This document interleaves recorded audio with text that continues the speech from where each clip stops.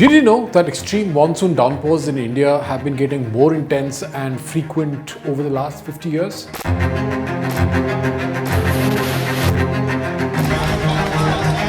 Yep, according to a recent report, these powerful rain events are on the rise and they're likely to continue increasing in the coming decades. Climate scientists point to human-induced climate change as the main culprit.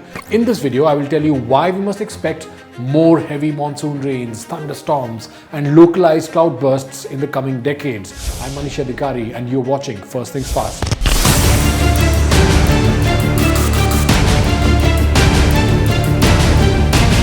Heavy rain battered Delhi on the night of July 31st, marking the heaviest rainfall in over a decade and breaking a 14-year record. Tragic news coming in from national capital Delhi. A woman and her child drowned in Delhi. A 22-year-old woman and her child, we are told, drowned in a waterlogged drain. The torrential downpour left most parts of the city waterlogged and severely disrupted traffic. People were stranded for hours, including myself. Driving out of Noida, I reached South Delhi around 7:30 p.m.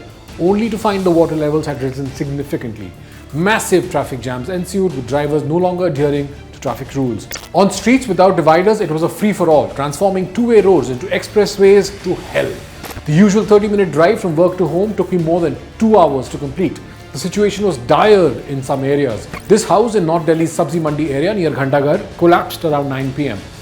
These students took to the lanes of Old Rajendra Nagar during the downpour.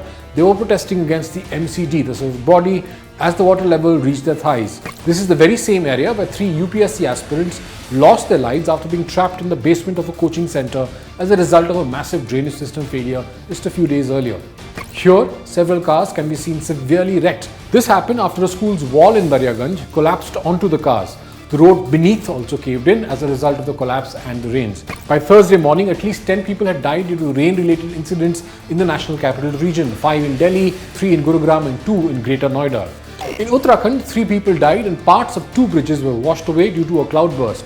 300 pilgrims were stranded in different locations on the Kedarnath route and one stretch of the national highway was washed out. In Tiri, also in Uttarakhand, SDRF personnel rescued one injured individual from a 200-meter deep ditch. They also retrieved the bodies of 2 people killed following a cloudburst here. These visuals showed the rescue team transporting the injured person on a stretcher to the nearby hospital. In neighbouring Himachal Pradesh, 2 people died and nearly 50 people were missing after torrential rain led to floods. Now, this video from Thursday morning showed a 2-story building collapsing due to heavy rainfall. The structure is immediately swept away by fierce currents of the Parvati River in Kullu, Himachal Pradesh. Just a few days ago, landslides had swept through tea estates and villages of Wayanad in Kerala, killing more than 250 people after unexpectedly heavy rain. India is increasingly experiencing extreme weather events. While it's heavy rains now, just some time back, this summer's heat wave had killed at least 143 Indians. Birds in the eastern Himalayas are increasingly moving to higher altitudes. In Kanpur, hundreds of fruit bats dropped dead as temperatures soared to 45 degrees Celsius in May. In an alarming incident, dozens of bats have died simply because of the heat wave. This is in Uttar Pradesh's Kanpur. In Jharkhand in June, more than 13 monkeys drowned after jumping into a well in search of water. Delhi itself witnessed 15 extreme weather events from January to March 2024, according to a report by the Centre for Science and Environment. High temperatures in Leh caused flight cancellations this year. Heavy rains caused flooding in June following weeks of extreme heat. Torrential rains led to a fatal airport roof collapse and the drowning of 3 students in a flooded basement classroom on July 27th. In May, thunderstorms caused a billboard collapse in Mumbai, killing at least 14 people. Flash floods in July disrupted transportation. Seasonal monsoon rains swelled rivers in Assam, triggering floods and landslides that killed at least 79 people and displaced thousands. More than 150 animals, including rare one-horned rhinoceros, drowned in Kaziranga this year. A severe cyclone hit India's southeastern coast in December 2023. This was followed by torrential rains and flooding in Tamil Nadu that killed at least 31 people and inundated neighborhoods, roads and railways. The Centre for Science and Environment reported that India experienced extreme weather events on 318 out of 365 days in 2023, impacting all states and union territories. Yes, all of them. A study published by the University of Cambridge, published in April last year, warned that by 2050, Indian heat waves could cross the survivability limit for a healthy human resting in the shade. That is pretty alarming. Now, the heavy rain that battered Delhi on Wednesday night, resulting in a significant loss of life and widespread disruption, proves that extreme weather events are growing in both frequency as well as severity. I know the easiest thing to do is blame the government, but one must not forget that extreme weather events have not spared even the more developed countries with supposedly lower levels of corruption.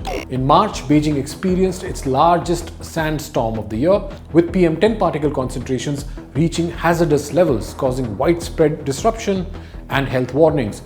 Europe too experienced some of its hottest temperatures in July, with Sardinia reaching 47 degrees Celsius. The US also faced severe heat, with the southern states experiencing 5 times more frequent heat waves due to climate change. In July, Vermont experienced its worst floods in a century due to heavy rainfall, leading to significant property damage and displacement. In May, Typhoon Mawar struck the Philippines, Taiwan and southern Japan, with winds up to 299 kilometers per hour, causing widespread destruction and power outages. It's true that India may be more vulnerable than some of these countries, but if you ignore the surround sound of political blame, India has been proactive in addressing climate change, some would believe. Initiatives like the National Action Plan on Climate Change, the Green Hydrogen Mission, and the International Solar Alliance are bold measures. They aim to mitigate climate risks and promote sustainable development. Green hydrogen, produced through the electrolysis of water using renewable energy sources like wind and solar power, is gaining global attention. India has launched the National Green Hydrogen Mission, committing substantial resources to become a global hub for green hydrogen production. But as recent events show, there is still much to be done to protect vulnerable populations and ecosystems from the devastating impacts of extreme weather events. If you found this video informative, please like, comment and subscribe for more updates. Thank you for watching First Things Fast.